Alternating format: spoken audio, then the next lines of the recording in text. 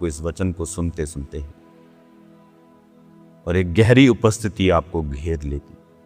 जब मैं बाइबल को पढ़ रहा था और सब हिस्ट्री को पढ़ रहा था, आप इमेजिन नहीं करेंगे, पूरा दिन और पूरी रात मुझे कम लग रही थी और परमेश्वर ऐसे भेदों को ओपन कर रहा था और ऐसी चीज़ों को ओपन कर रहा था कि क्रिश्चियनिटी मुझे बहुत पुराना कोई रिलीजन नहीं लग रहा था। ऐसे लग रहा था कि मैं उसी परमेश्वर के ग्रेस का और परमेश्वर की ग्लोरी का हिस्सा हूँ। और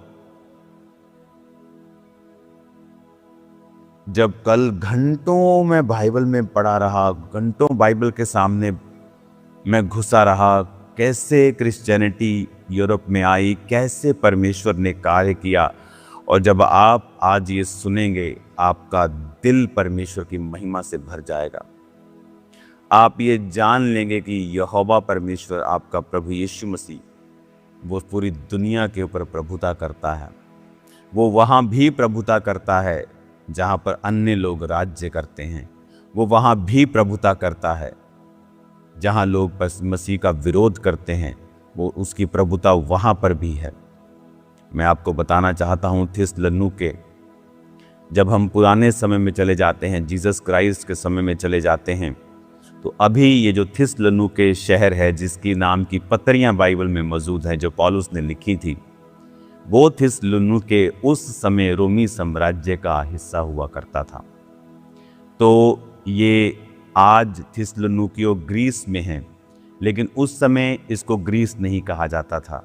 उस समय ये ग्रीस, इटली, रोम, तुर्की से लेके ये सारे जितने राज्य आप उनके आसपास देखते हैं, वो सारे रोम साम्राज्य का हिस्सा थे। और उसमें प्रोविंस होती थी, जैसे आप ऐसा बोल सकते हैं, उसमें स्टेट्स होती थी। तो उस रोमी साम्राज्य में बहुत सारी स्टेट्स थी और उनमें से एक स्टेट थी मकदूनिया। तो मकदूनिया जो स्टेट थी, उसकी राजधानी थी थिस्सलुनीके, क्योंकि ये थिस्सलुनीके समुद्र के ऊपर बसता है। और ये थिस्सलुनीके जो शहर था, ये बहुत ही वेल्दी, अमीर शहर था, और ये उस मकदूनिया प्रांत की राजधानी थी। अब मैं आपको ले चलता हूं उस महान योजना की तरफ जो परमेश्वर ने यूरोप में किया। आज जब आप उस बात को सुनेंगे, आपके रोंग खड़े हो जाएंगे, कैसे परमेश्वर ने इस पूरे यूरोप में कार्य किया। कैसे आज अगर मैं 15 ग्रीक लोगों से मैंने बात की है, तो वो 15 के 15 क्रिश्चियन हैं। सब स्ट्रॉन्ग क्रिश्चियन नहीं हैं, लेकिन वो क्रिश्चियन हैं। ऑर्थोडॉक्स क्रिश्चियन हैं, और पूरी ऑर्थोडॉक्स की हिस्ट्री, कैथोलिक्स की हिस्ट्री क्या है, जो यहीं से स्टार्ट हुआ, आज हम उसे पढ़ते हैं। परमेश्वर जिसने पौलुस को अपनी महिमा के लिए बुलाया, और पौलुस अपनी पहली मिशनरी यात्रा जो उसने साइप्रस में की और उसके आसपास इलाकों में की, उसके बाद ये यूरोप में मैं आपको वो जगह भी दिखाऊंगा वीडियो में, जहां पौलुस पहली बार जब यूरोप में आया तो वो किस पोर्ट पे, किस जगह पे उतरा, और उसके बाद वो कहाँ गया, और उसके बाद उसके जीवन में क्या हुआ। आज बाइबल मेरे लिए, आपके लिए ऐसा हो जाएगा कि it's like a living thing, कि हम उसी शहर में, उन्हीं जगहों पे हैं जहां ये बाइबल की घटनाएं हुई थी, कि हम उसी शहर में, उन्हीं जगहों पे हैं जहां ये बाइबल की घटनाएं हुई थी। वचन में लिखा है, प्रेरितों के काम 16 उसकी 6 बाब में, वे फ्रूगिया और गलातिया प्रदेशों में से होकर गए, क्योंकि पवित्र आत्मा ने उन्हें एशिया में वचन सुनाने से मना किया। उन्होंने मूसिया के निकट पहुंचकर बितूनिया में जाना चाहा, परंतु यीशु की आत्मा ने उन्हें जाने न दिया।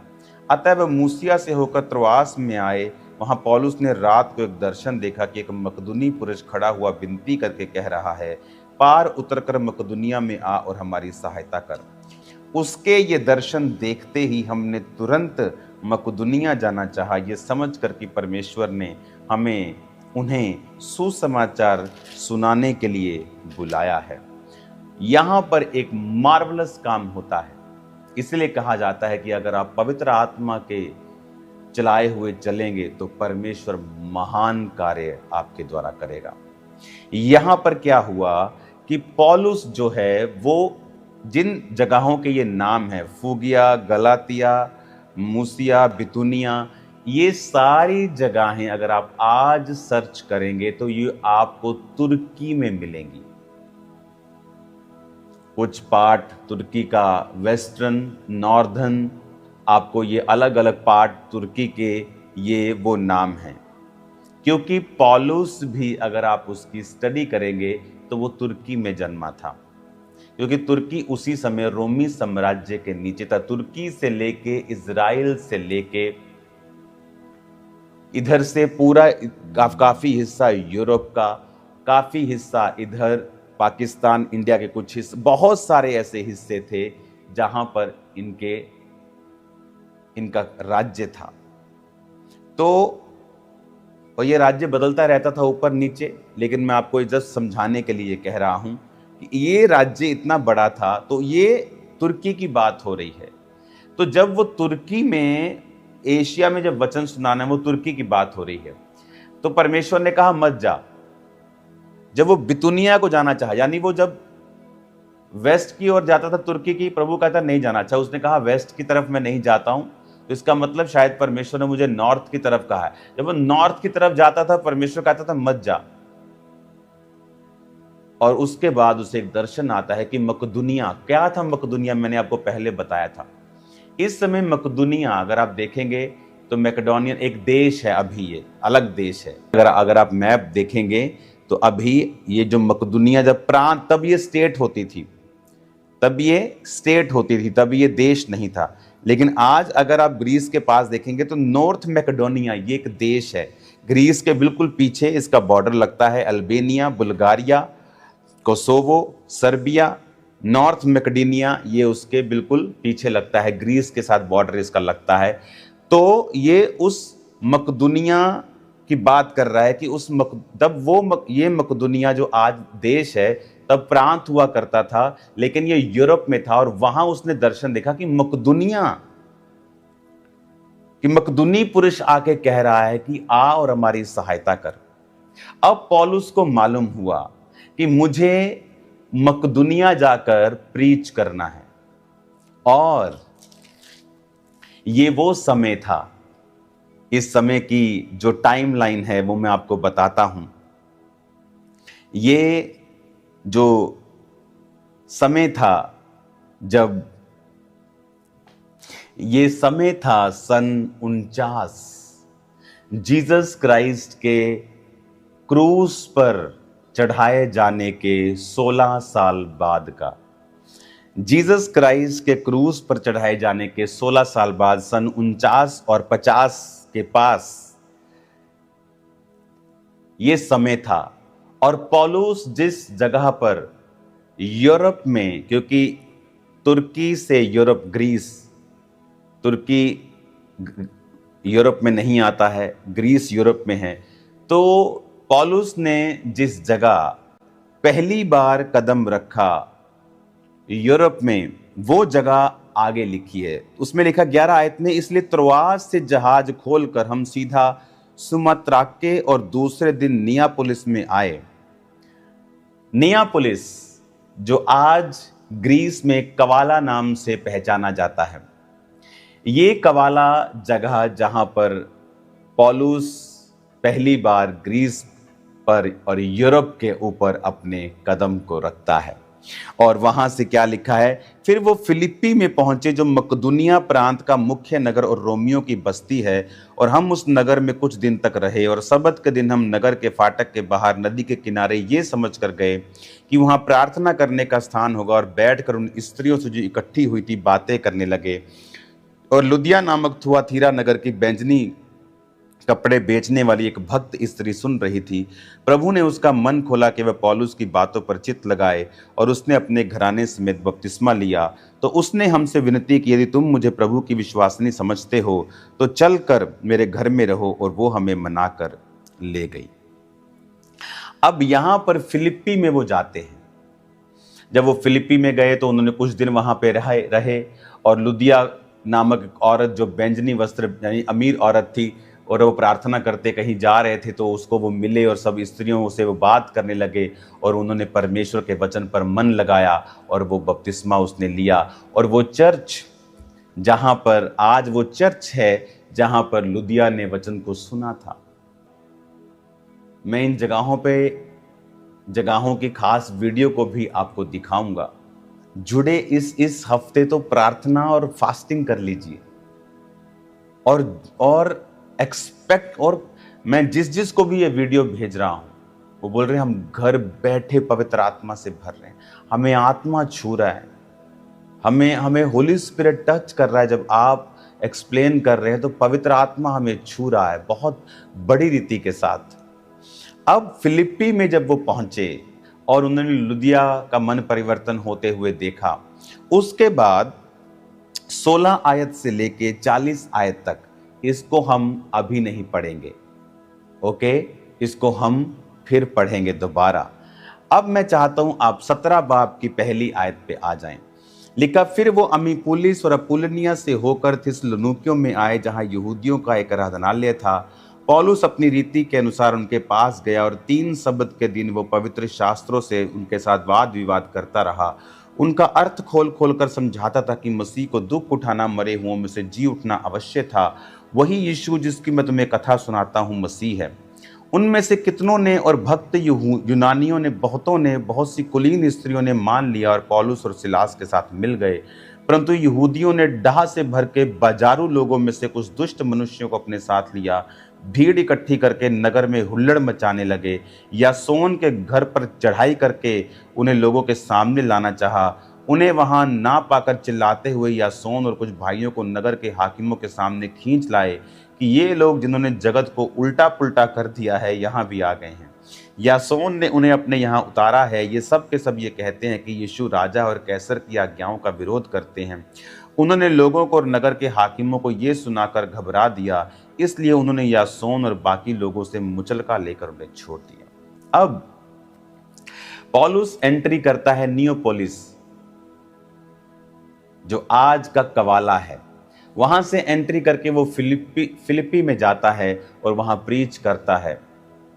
लुदिया का हृदय परिवर्तन होता है और बहुत से लोग परमेश्वर को मानते हैं। उसके बाद बाकी का हिस्सा हम बाद में पढ़ेंगे, जब पौलुस एक दुष्ट आत्मा को निकालता है और वो जेल में जाते हैं और वो जेल टूट जाती है। उसका भी मैं आपको एक खास आपको दर्शन करवाऊंगा परमेश्वर की उन जगहों के जहां खुदा ने कार्य किया। लेकिन बात वचन में ध्यान देना है, बात वर्ड की है कि परमेश्वर कैसे कार्य करता है, उसकी स्पिरिट कैसे कार्य करती है। हमारी आस्थाएं जगहों पे नहीं है, लेकिन वहां जो परमेश्वर ने कार्य किए हैं, हमारी आस्था उस परमेश्वर और उसके वर्ड के ऊपर है। यहां पर थिस्सलुनीकियों में जब वो आता है और 3 सब्त के दिन यानी 3 हफ्ते वो यहां पर प्रीच करता है, उसी जगह जहां मैं बैठा हूं, इसी थिस्सलुनीकी शहर में जहां मैं आपसे बात कर रहा हूं। कलीसिया आप ब्लेस्ड हैं। इसी थिस्सलुनीकियों से जहां पतरस ने 3 हफ्ते उस कलीसिया से उन लोगों से बात की और बहुत से लोगों ने, बहुत से यूनानियों ने, बहुत सी कुलीन स्त्रियों ने, बहुत से अच्छे लोगों ने, अमीर लोगों ने, गरीब लोगों ने, सब ने परमेश्वर के वचन को ग्रहण किया। और विरोधी वहां भी पहुंचे और बाजारू लोगों को साथ लेकर उन्होंने जिस घर में पौलुस रुका था उसको कब्जा कर लिया, लेकिन उसको फिर जमानत देकर यासोन को छोड़ दिया गया। और उसके बाद थिस्सलुनीके शहर में परमेश्वर का वचन पनपने लगा। जब पौलुस थिस्सलुनीके को छोड़ के गया, क्योंकि उसको फोर्स किया गया कि वहां से वो निकल जाए, आगे लिखा है बीरिया में वो गया, फिर आगे आप देखोगे एथेंस में गया, फिर वो कुरिन्थिस में गया। एथेंस यहां से 576 किलोमीटर दूर है। कुरंथिया एथेंस से भी थोड़ा सा आगे है। कुरंथिया बहुत ही करप्ट, बहुत ही अमीर शहर था जिसमें बहुत पैसा था। इसलिए आपने देखा होगा कुरंथिया को जो पत्रियां पौलुस ने लिखी वो कितनी लंबी लंबी है। पहला कुरंथिया, दूसरा कुरंथिया। आपने गलातियों की कलीसिया देखी, फिलिपियों की देखी, आपने इफिसियों की देखी, आपने थिस्सलुनीकियों, आपने कुलस्सियों, फिलेमोन, दूसरा थिस्सलुनीकियों, तिमुथियुस, पहला तिमुथियुस, दूसरा तिमुथियुस, तीतुस। आपने देखी छोटी छोटी पत्रियां। कुरिन्थियस की पत्रियां लंबी लंबी क्यों? क्योंकि उस कलीसिया में जब पौलुस रुका और उस कलीसिया को स्थापित किया, क्योंकि वहाँ का माहौल ऐसा था, वहाँ की जो डेवलिश चीज़ें ऐसी थी कि वहाँ उसको सुधारने के लिए लंबी लंबी पत्रियां आप देखोगे। कुरिन्थिया एक शहर है, आज भी है। एथेंस एक शहर है, आज भी है, जो आप बाइबल में पढ़ते हो। 16 आयत में लिखा है, प्रेरितों के काम 17 उसकी 16, जब पौलुस एथेंस में उनकी बाट जो रहा था। तो एथेंस एक शहर है। कुरिन्थिस 18 बाब उसकी 1 आयत में लिखा है, इसके बाद पौलुस एथेंस को छोड़कर कुरिन्थिस में आया। कुरिन्थिस एक शहर है। जब मैं यहाँ से अब जा रहा हूँ और मैं जल्दी कलीसिया आपके बीच में हूँगा जलंधर खाम्बरा में, लेकिन मैं आपको ये एथेंस और कुरिन्थिस दोनों दिखाऊंगा। मैं आपको थिस्सलुनीकियों दिखाऊंगा, आपको फिलिप्पी शहर दिखाऊंगा, नियोपोलिस यानी कवाला जहाँ पे पौलुस ने पहला कदम रखा था वो दिखाऊंगा। आपको पूरी पौलुस की यात्रा, आपको याद है मैंने एक दिन आपसे कहा था पुलपिट के ऊपर कि परमेश्वर ने मुझे आपको पौलुस की यात्रा समझाने के लिए कहा है। लेकिन जब मैं वचन को तैयार करने लगा तो परमेश्वर रोक कर मुझे और वचन देता था संडे के लिए। हालेलुया। तो आज आप बाइबल को लिविंग रूप में सुन रहे हो कि आप थिस्सलुनीकियों से वचन सुन रहे हो। हालेलुया। थिस्सलुनीकियों की पत्री को अगर हम पढ़ते हैं तो मैं आपको, अगर आप निकालेंगे ना तो आपको महसूस होगा। और आपको पता है क्योंकि ये पौलुस की सेकंड मिशनरी यात्रा की शुरुआत ही इस थिस्सलुनीकियों और फिलिप्पी से हुई। तो इसीलिए अगर आप हिस्ट्री पढ़ेंगे तो पहला थिस्सलुनीकियों और दूसरा थिस्सलुनीकियों नए नियम की सबसे नई पुस्तकों में से एक आती है। ये सबसे पहले लिखी गई पुस्तकों में आती है। ये पहला थिस्सलुनीकियों और दूसरा थिस्सलुनीकियों हिस्ट्री में लिखा है। ये इसका मतलब अगर आप यहाँ पढ़ते हैं और हिस्ट्री में पढ़ते हैं, आपको मालूम होता है कि ये सब, क्योंकि जब हिस्टोरियन इन चीज़ों को पढ़ते हैं तो वो बाइबल को नहीं मानते, वो कार्बन डेटिंग करते हैं, वो चीज़ों को दूसरी हिस्ट्री की बुक्स में जो दूसरे धर्मों ने, दूसरे राज्यों ने लिखी, वहाँ से उसकी खोज करते हैं। तो इमेजिन करो कि परमेश्वर के पवित्र वचन को जब हिस्ट्रियों में खोजा गया और जब बाइबल में खोजा गया, इनकी सारी डेट और टाइमिंग मैच करती है। हालेलुया। ये जीवित परमेश्वर है, सच्चा वचन है उसका। अब थिस्सलुनीकियों अगर आप पढ़ेंगे पहला अध्याय पहली आयत, पौलुस तिमुथियुस की ओर से थिस्सलुनीकियों की कलीसिया के नाम जो परमेश्वर पिता और प्रभु यीशु मसीह में है, अनुग्रह और शांति तुम्हें मिलती रहे। हम अपनी प्रार्थनाओं में तुम्हें याद करते और सदा तुम्हारे विषय में परमेश्वर का धन्यवाद करते हैं और अपने परमेश्वर और पिता के सामने तुम्हारे विश्वास के काम, प्रेम का परिश्रम और हमारे प्रभु यीशु मसीह में आशा की धीरता को लगातार याद करते हैं। हे भाइयों, परमेश्वर के प्रिय लोगों, हम जानते हैं तुम चुने हुए हो, क्योंकि हमारा सुसमाचार तुम्हारे पास ना केवल शब्द मात्र से ही वरन सामर्थ और पवित्र आत्मा से और बड़े निश्चय के साथ पहुंचा है, जैसा तुम जानते हो कि हम तुम्हारे लिए तुम्हारे बीच में कैसे बन गए थे। बड़े कलेश, पवित्र आत्मा के आनंद वचन को मानकर तुम प्रभु की सी चाल चलने लगे। यहाँ की मकदुनिया और अखया के सब विश्वासियों के लिए तुम आदर्श बने। हालेलुया। अब आपको ये समझ आ रहा है कि वो क्या कह रहा है। अब आपको आ रहा है ना समझ। जब वो नियोपोलिस यानी कवाला में आया, वो फिलिप्पी में गया, लोगों को बदला, वहाँ उसको जेल में रखा, जेल टूटी, वहाँ के दरोगा ने परमेश्वर को मान लिया। उसके बाद जब वो फिर वापस थिस्सलुनीकी में आया, 3 हफ्ते प्रीच किया, लोगों ने उसे धक्का देके आगे कर दिया। वो बीरिया में आया, उसके बाद वहाँ उसने प्रीच किया, फिर वो आगे बीरिया में भी लोगों ने उसका पीछा किया, फिर वो एथेंस में चला गया, फिर वो कुरिन्थी में चला गया। जब वो चला तो गया, लेकिन उसे सता रहा था कि मैं वहाँ 3 हफ्ते ही प्रीच करके आया हूँ थिस्सलुनीकियों में। तो थिस्सलुनीकियों में उस कलीसिया का क्या होगा जब वो 3 हफ्ते पुराने विश्वासी हैं, लेकिन उन्होंने परमेश्वर की बड़ी सामर्थ को देखा है। वो लड़की जिसमें दुष्ट आत्मा, भविष्य बताने वाली दुष्ट आत्मा थी, उस दुष्ट आत्मा को निकलते हुए देखा, वहां पे हीलिंग को देखा, डिलीवरेंस को होते हुए देखा, जेल हिल गई, दरोगा जेल का जो जेलर था मेन, बपतिस्मा ले लिया, तो उन्होंने बड़े मिरेकल्स को देखा था। लेकिन पौलुस तब भी ये चिंता में था कि उनका क्या होगा जब उन पे कलेश आएगा। तो इसीलिए जब तीमुथियुस वापस गया उसके पास, पौलुस के पास, तो उसने जब थिस्सलुनीकियों की कलीसिया के बारे में बताया कि उनका विश्वास बड़ा जबरदस्त है, वो हिले नहीं है, उनका विश्वास पूरा है, तो इसीलिए पौलुस ने अपना दिल उनके साथ शेयर किया, थिस्सलुनीकियों की पत्री लिखी कि उसने फिर ये सब बातें लिखी कि तुम बड़े क्लेश में पवित्र आत्मा के आनंद के साथ प्रभु के वचन को मानकर हमारी किसी चाल चलने लगे हो। यानी उसको खबर मिली कि कलीसिया जो थिस्सलुनीकियों की है वो टूटी शूटी नहीं है, वो तो बड़ी सामर्थ के साथ आगे बढ़ रही है, वो तो आदर्श बन गए हैं जी, वो तो इतना विश्वास है उनका, कोई चर्च मिस नहीं कर रहा, कोई कुछ नहीं हो रहा, परमेश्वर के वचन में वो बढ़ रहे हैं और परमेश्वर के फियर में बढ़ रहे हैं और मिरेकल्स हो रहे हैं उनके लाइफ में। पौलुस आनंदित था। और अब आपको थिस्सलुनीके की जब कलीसिया पढ़ेंगे आपको पूरी हिस्ट्री मेरे को समझ ऐसा लग रहा था कल रात और कल दोपहर, कल सुबह और कल तड़के, आज सुबह तड़के की, ऐसा लगता कि बाइबल पूरी हमारे सामने ओपन हो गई। मुझे वैसे भी किसी परमेश्वर के दास ने बताया था कि जब तुम उस प्रकाशित वाक्य वाली जगह से वापिस आओगे तो परमेश्वर बाइबल के गहरे प्रकाशनों को और गहरे भेदों को तुम्हारे जीवन पे खोल देगा। हालेलुया। कल जब मैं डीप स्टडी कर रहा था, इतना मेरे को मजा आ रहा था, आज तक मुझे इतना मजा नहीं आया उस इतनी स्टडी बाइबल की डीप करके, इतना ग्लोरियस वो माहौल था और आज भी अब भी वो महसूस मैं कर रहा हूं। तो अब थिस्सलुनीकियों की कलीसिया को जब उसने वो पत्रों को लिखा, और अगर आप पूरी थिस्सलुनीकी की कलीसिया पढ़ें, 1 बाब 2 बाब 3 बाब 4 बाब 5 बाब आप पढ़ेंगे, मैंने पूरी प्रकाशित वाक्य की पुस्तक, प्रकाशित वाक्य गुफा के अंदर पढ़ी पूरी पुस्तक, थिस्सलुनीकियों की पुस्तक मैंने यहाँ पे थिस्सलुनीकियों में आके पढ़ी, फिर पढ़ी, बहुत बार मैंने पढ़ी, लेकिन मैंने फिर मेरे बच्चों ने तो पहले पूरा प्रकाशित वाक्य वहां पे जाके उन्होंने पतमुस नामक टापू पे पढ़ा। तो ये बहुत ही ग्लोरियस दिन चल रहे हैं, इतने शानदार दिन चल रहे हैं कि हम सोच रहे हैं कि परमेश्वर क्यों इतना हम बाद में आए। तो ये इतना मेरा यहां रहना आप नहीं समझेंगे, वहां रहने से ज्यादा आज अनॉइंटेड है, यहां ज्यादा अनॉइंटेड है वहां से आज के दिन और ये हफ्ते के दिन। क्योंकि जो आप सुन रहे हैं इस थिस्सलुनीकियों के बाद फिर क्या हुआ मैं आपको बताता हूं।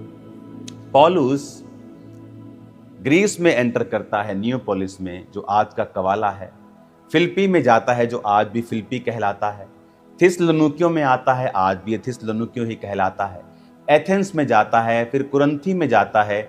इस तरह वो प्रीच करता करता सब जगहों के ऊपर कलीसियाओं को स्थापित करता हुआ जाता है। और उसके बाद वो अपने स्पिरिचुअल सन्स को, तीमुथियुस को और अपने भाइयों को वहां भेजता रहता है उन जगहों के ऊपर। वो उन कलीसिया का समाचार लाते हैं कि उसमें ये कमी है, ये अच्छी बात है। तो पौलुस उन कमियों को दूर करने के लिए पत्रियां लिखा करता था और उनकी अच्छी बातों के लिए उनकी सराहना किया करता था, और उन पत्रियों को भेजकर उनके हाथों में वो उनको पास भेज दिया करता था, और वो पत्रियां फिर उन कलीसियाओं में पढ़ी जाती थी। अगर थिस्सलुनीकियों के नाम को कलीसिया को पत्री भेजी है, तो ये पत्री अगर इस घर में एक कलीसिया लगती है, उस घर में एक कलीसिया लगती है, तो सब थिस्सलुनीकियों की कलीसिया को इकट्ठा करके उस पत्री को पढ़ा जाता था और फिर लोग पौलुस की शिक्षाओं के ऊपर चला करते थे। और इस तरह से पौलुस इस पूरे एरिया में प्रीच करता और कलीसियाओं को स्थापित करता गया। उसने यहाँ पर थिस्सलुनीकियों को पत्री लिखी, उसने कुरिन्थिया की पत्री लिखी। तो ये वही पत्रियां थी कि जहाँ कलीसिया में कोई कमी थी, कोई क्वेश्चंस थे, कुछ कुरीतियाँ थी या कुछ अज्ञानता थी और कुछ अच्छी बातें थी, तो वो उन पत्रियों में उन्हें मेंशन करके अपने लोगों के हाथ में उन्हें भेजा करता था।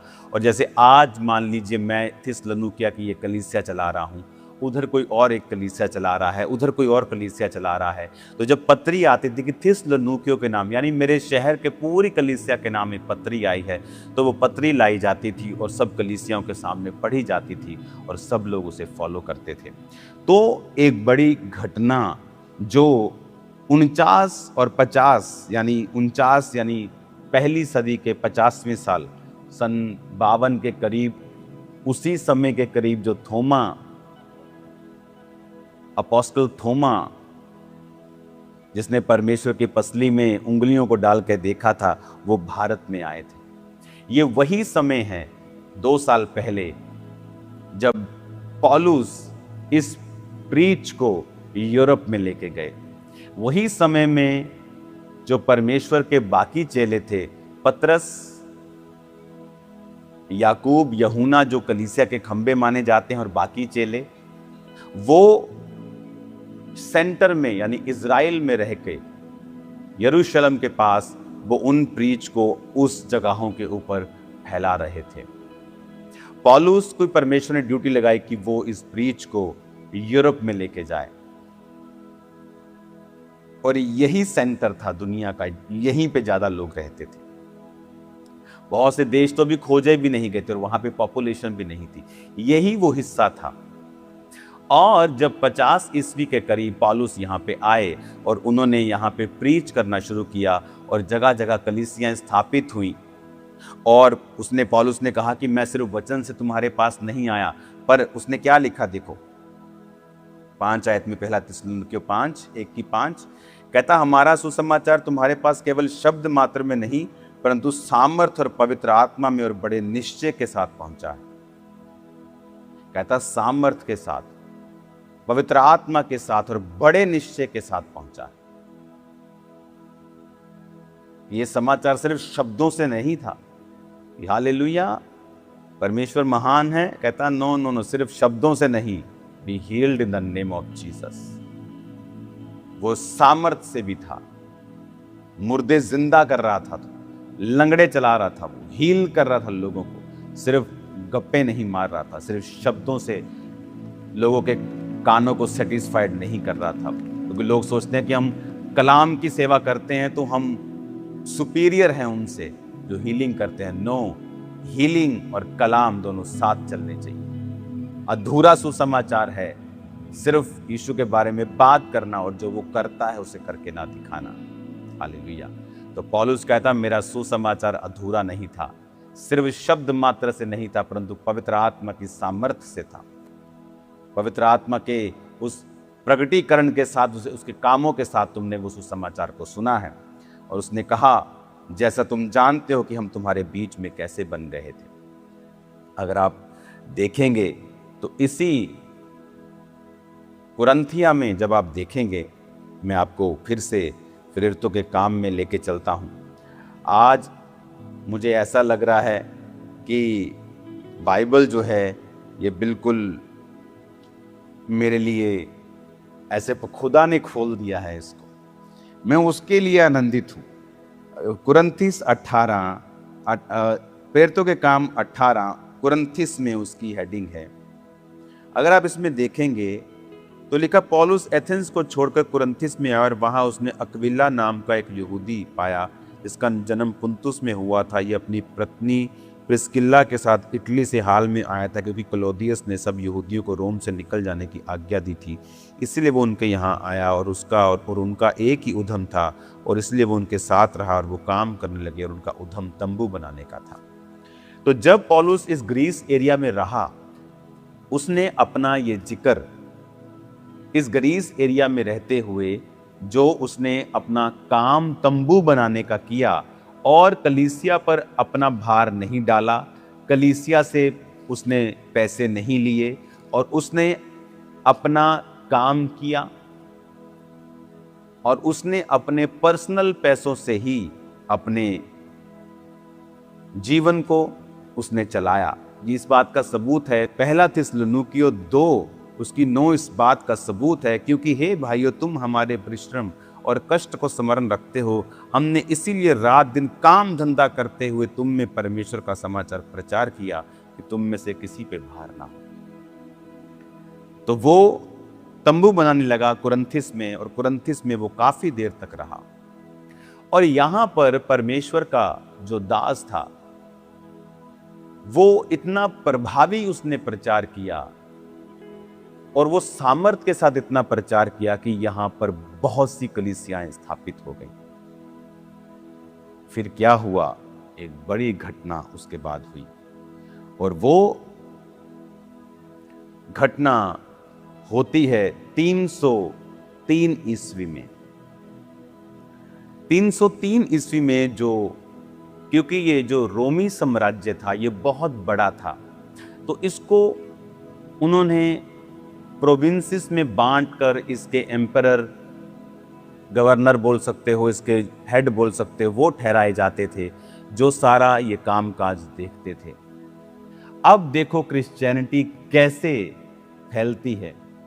जब परमेश्वर ने 50 सन में पौलुस को यहाँ भेजा और उसने प्रीच करके फिर वो आगे चला गया, वो रोम में गया, वो अलग अलग जगहों पे गया, उसके बाद वो इज़राइल में गया, उसके बाद वो जेल में डाला गया और वहीं उसका सिर कलम किया गया। लेकिन जो कलीसियां स्थापित हुई थी वो बढ़ने लगी इस यूरोप में, और वो बहुत ही अधिक रीति के साथ बढ़ने लगी। क्रिश्चियनिटी इतनी रैपिडली ग्रोन हुई कि जो रोमन गवर्नर थे उन्होंने इसको एक थ्रेट के रूप में लिया, जबकि वो ये नहीं जानते थे कि क्रिश्चियनिटी उनके लिए थ्रेट नहीं है, ये पॉलिटिकल थ्रेट नहीं है, ये तो क्राइस्ट का स्पिरिचुअल किंगडम है, लोगों को पापों से तौबा करवाकर परमेश्वर से मेल मिलाप करना।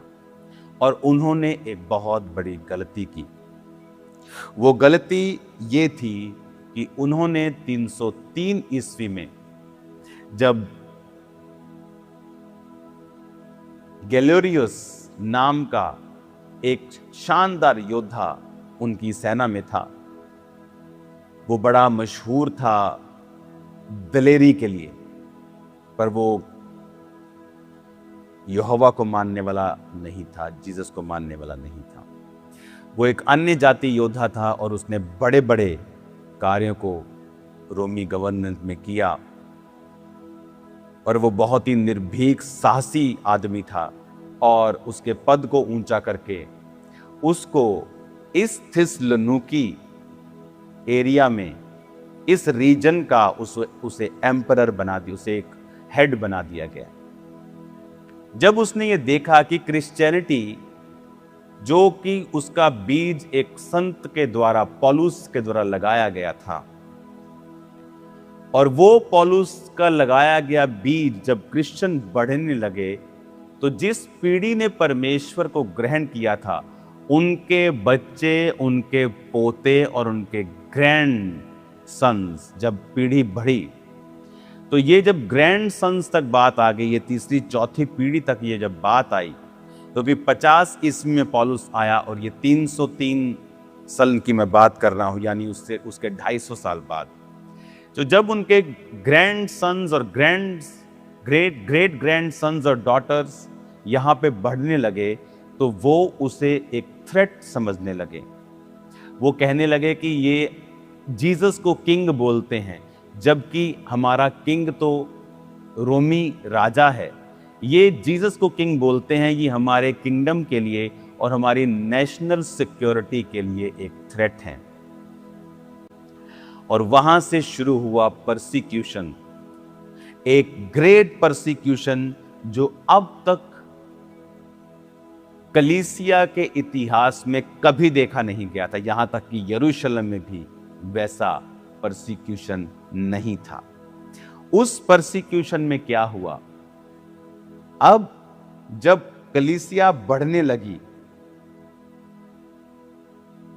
और बहुत बढ़ने लगी, तो 306 में एक ग्रेट परसिक्यूशन स्टार्ट हुई, और थिस्सलुनीकि, जहां से आप वर्ड सुन रहे हैं, ये उसका कैपिटल था, हेड क्वार्टर था। किसका? गिलेरियोस का। कौन गिलेरियोस? जो रोमी साम्राज्य का एक निर्भीक योद्धा था, जिसका रैंक बढ़ता जा रहा था, और एक दिन फिर वो इसी पूरे रीजन का हेड बन जाता है। बहुत टफ आदमी, सख्त आदमी, अपने देश के साथ बड़ा वफादार, और अनपढ़ था, वो ज्यादा पढ़ा लिखा नहीं था, और समझ में उसकी कमी थी कि उसने ये समझा नहीं कि क्रिश्चियन अगर बढ़ रहे हैं तो ये नेशनल सिक्योरिटी के लिए खतरा नहीं है। लेकिन उसने वही किया जो उसके दिल को अच्छा लगा, क्योंकि ये गिलेरियस जो था, ये 299 साल में इस थिस्सलुनीकि एरिया का, ये आप बोल सकते हो कि जैसे उप प्रधानमंत्री होता है या उप मुख्यमंत्री होता है, ये एक उप यानी वाइस प्रेसिडेंट लगा सकते हो आप इस एरिया का। 306 ईस्वी में जब इस एरिया के आप लगा लो गवर्नर, प्रेसिडेंट, एम्परर ने जब रिटायर हुए तो इसको फिर पूरा ये एरिया दे दिया गया, और 299 से ही ये क्रिश्चियंस के लिए नफरत रखता था और उनको ये टाइट करता जा रहा था।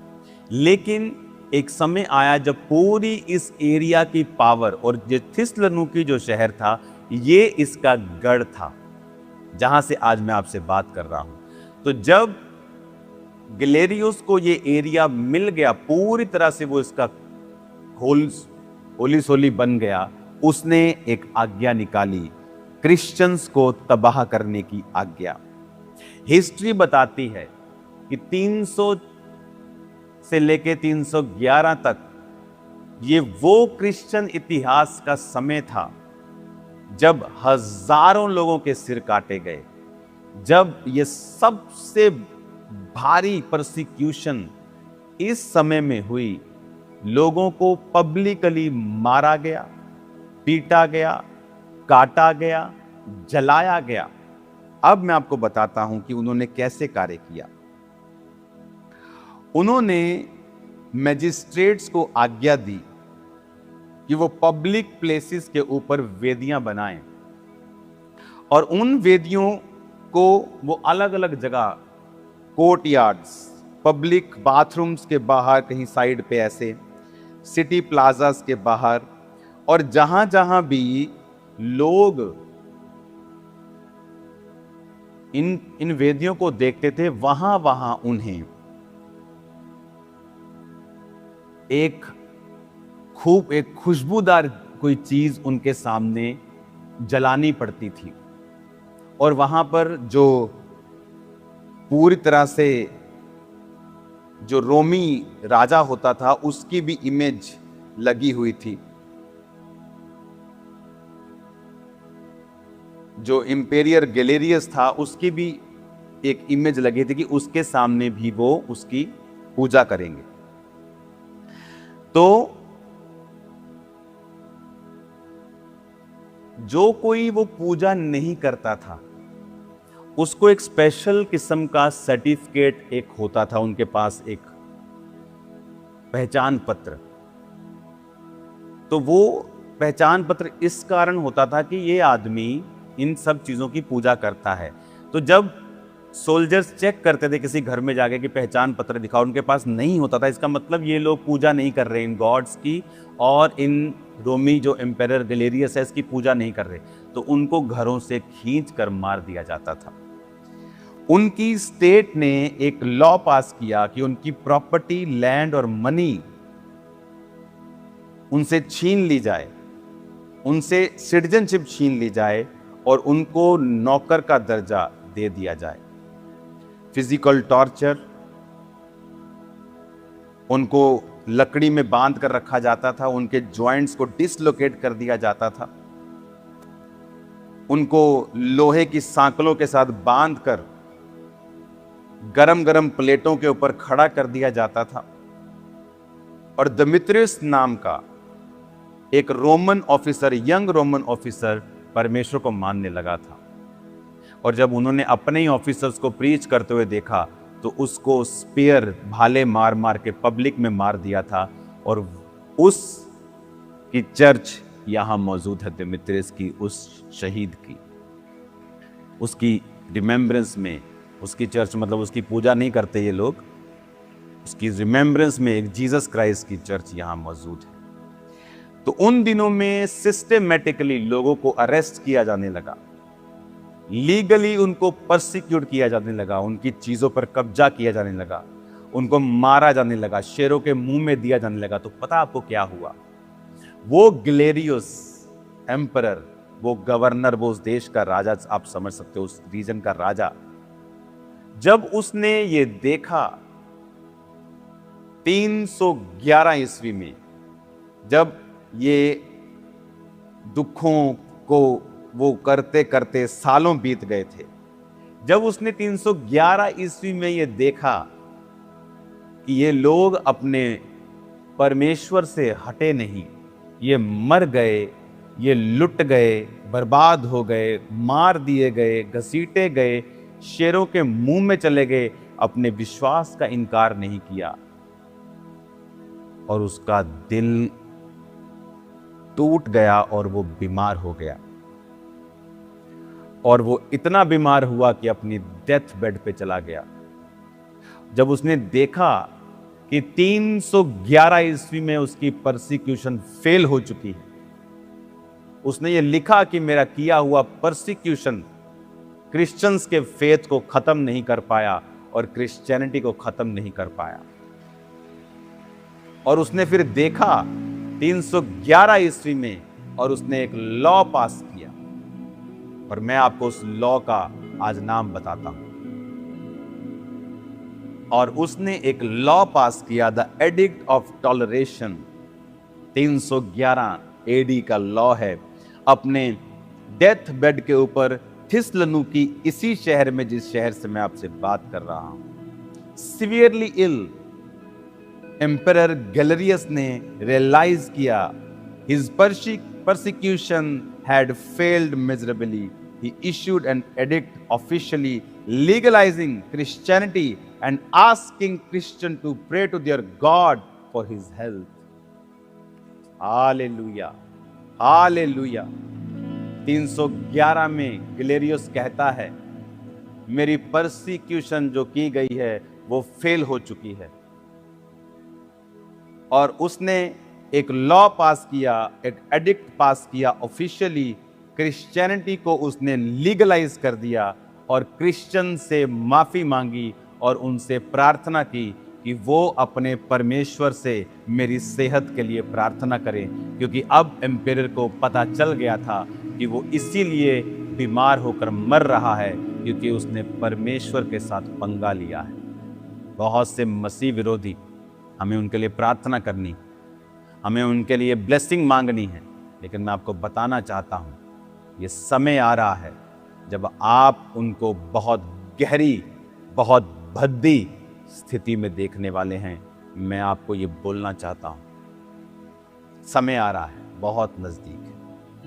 उसके बाद क्रिश्चियनिटी एक लीगलाइज धर्म हो गया। यहां से लोग धर्म बोलते हैं, हमारे लिए वो धार्मिकता है।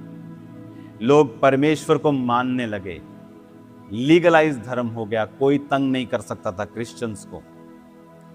311 बीतता गया और वो आदमी मर गया, और उसके बाद नए नए एम्परर उठे। बीच में एक और एम्परर आया 350 के करीब, और उसने फिर से क्रिश्चियंस को तंग करना चाहा। फिर क्रिश्चियन थोड़ा तंग रहे, लेकिन 380 ईस्वी में कुछ ऐसा हुआ जो आपको खिला देगा। एम्परर थियोडियस, यहां का नया एम्परर, ये वो एम्परर नहीं था, वो तो मर गया। उसके बाद नए नए एम्परर आते रहे, कुछ तंग करते रहे, लेकिन क्रिश्चियंस जब उस परसिक्यूशन से नहीं डरे तो इससे क्या डरते। अब ये एम्परर थियोडियस आता है, और थिस्सलुनीकि में ही, हालेलुया, ये मेरा आना खुदा की ओर से है, थिस्सलुनीकि में ही डेंजरसली इल हो जाता है। इसी थिस्सलुनीकियों का एम्परर जो पूरे रीजन का करता धरता था, गंभीर रूप से वो भी बीमार हो जाता है। और लेकिन ये एम्परर एक काम करता है, ये क्राइस्ट को कबूल कर लेता है। मैं ये कहानी नहीं सुना रहा हूं, मैं आपको ये असली स्टोरी बता रहा हूं जो हुआ है इस देश में, जो जो अविश्वासियों की पुस्तकों में है, जो हमारी बाइबल में है, जो देश की हिस्ट्री में है, जो दूसरे देशों की हिस्ट्री में भी है, जो मसीह को नहीं जानते हैं, आज तक नहीं जानते हैं, उन्होंने भी सेम बात लिखी हुई। 380 ईस्वी में वो इल हुआ और इसी शहर के परमेश्वर के दास एशोलियोस के द्वारा उसने बपतिस्मा लिया। अध्यक्ष बिशप बोलते थे उस समय। इस शहर के बिशप ने उसे बैप्टाइज किया, इस शहर के कर्ता धर्ता को, और उसने एक नया एडिक्ट, एक नया लॉ पास कर दिया। उसने क्रिश्चियनिटी को official state religion of Roman umpire बना के बाकी सब चीजों को खत्म कर दिया, और इस पूरे रोम साम्राज्य में जहां आप चर्च देखते हो, हमारी Vatican City, Catholic church, Greek Orthodox, Orthodox, church of England, Methodist, Baptist, Lutheran, ये सारी चर्चेस कहां से निकली आज मैं आपको बताता हूं। वो जब चंगा होता है, सिवियरली इल होने के बाद, उसे पता था कि एम्पियर कैसे मर रहे हैं पुराने, लेकिन ये क्राइस्ट के वचनों को कबूल करता है, क्योंकि अब सिटी में आप प्रीच कर सकते थे, रिकवर करता है, हील हो जाता है, और एक नया लॉ पास होता है कि क्रिश्चियनिटी अब इस रोमी अंपायर का धर्म होगा, और सब बिल्डिंग्स को जहां वो दुष्ट आत्माओं के लिए बलिदान किया करते थे, वो चर्चिस में बदल जाती है। Hallelujah, hallelujah. तब जो इस शहर में चर्चिस थी, पूरे इस एरिया में चर्चिस थी, उनको कैथोलिक्स बोला जाता था। कैथोलिक वर्ड ग्रीक भाषा से निकला है, जिसका मतलब है यूनिवर्सल, जिसका मतलब है यूनिवर्सल। तो ये लोग अपने आप को यूनिवर्सल बोलते थे कि हम सब परमेश्वर की आज्ञाओं के और पौलुस की शिक्षाओं के और जो प्रेरित हैं उनकी शिक्षाओं के अधीन हैं। तो फिर ये चर्च जब आप रोम में आज देखते हो, क्रिश्चियनिटी जो कैथोलिक्स का सेंटर है, ये तब शुरू हुआ जब ये सब चीजें हुई, और उसके बाद और भी बहुत सी पॉलिटिकल घटनाएं हुई, और जो रोम का साम्राज्य था वो पोप को मिला, और वहां से फिर उन्होंने धार्मिक रूप से और दूसरे रूप से पूरी क्रिश्चियनिटी को वो फैलाया और वो चलाया। सन 1000 में, 1000 ईस्वी में, इटली और ग्रीस, ऊपर के रीजन और नीचे रीजन्स में थोड़ा कॉन्फ्लिक्ट होने लगा, भाषाओं के विषय में और चीज़ों के विषय में। तो ऊपर वाले जो इटली के लोग थे वो रोमन कैथोलिक्स बन गए, और नीचे वाले जो ग्रीस के थे वो ऑर्थोडॉक्स, उन्होंने अपने आप को बोलना शुरू किया। फिर 1500 ईस्वी में मार्टिन लूथर ने कहा कि कैथोलिक्स को कुछ सजेशंस दिए, कहा कि आप लोग ये नहीं कर सकते, आप लोग ये नहीं कर सकते, तो उन्होंने सुझाव को नहीं माना, और फिर वहाँ से लुथेरियन को हम बोलते हैं, वो चर्च, बैप्टिस्ट, मेथोडिस्ट, ये वहीं से हम पेंटिकोस्टल, सभी लोग इस तरह से पूरी दुनिया में फैलते गए। कुछ कुछ किसी की डॉक्ट्रिन्स में फर्क है, लेकिन सब लोग क्राइस्ट की शिक्षाओं में चलते रहे और फैलते रहे। आज जिस जगह मैं हूं, यहां ऑर्थोडॉक्स चर्च लोग जाते हैं। मोस्टली ऑर्थोडॉक्स चर्च मतलब वही चर्च जो पहली ईस्वी में शुरू हुई थी, अपने आप को उसी चर्च और उसी लिनेज में मानते हैं। और उसके बाद जो पेंटिकोस्टल चर्च यानी पवित्र आत्मा के द्वारा खड़े किए हुए लोग, जिनको परमेश्वर ने पौलुस की तरह चुना, जो सचमुच प्रीचिंग पे और क्राइस्ट के वचनों को प्रीच करने में बिलीव करते हैं, जो ट्रेडिशनल चीज़ों में बिलीव नहीं करते, फिर वो खड़े हुए। और आज पूरी दुनिया में आप देख रहे हो हर तरह के लोगों को,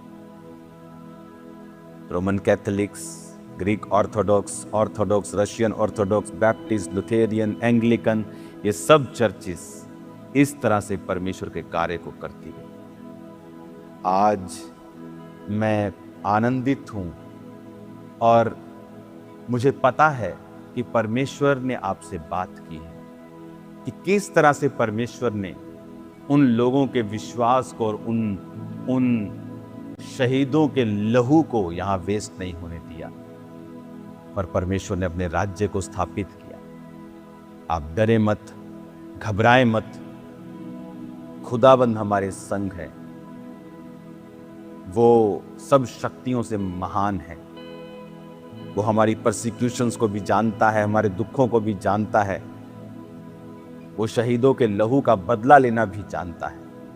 कलीसिया, प्रार्थना करो कि परमेश्वर का राज्य फैले, क्योंकि ये कोई पॉलिटिकल थ्रेट नहीं है, ये कोई धर्म का प्रचार नहीं है, ये धार्मिकता का प्रचार है। हालेलुया। इस तरह से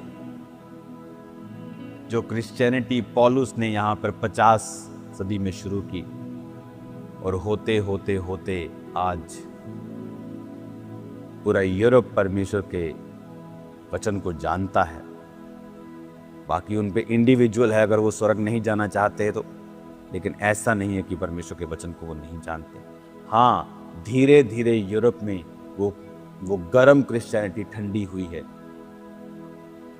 वो उन लोगों ने पॉलिटिकली उसको चेंज करके उसको ठंडा कर दिया है, बहुत से लोगों ने यहाँ, वो अलग बात है, लेकिन क्रिश्चियनिटी है।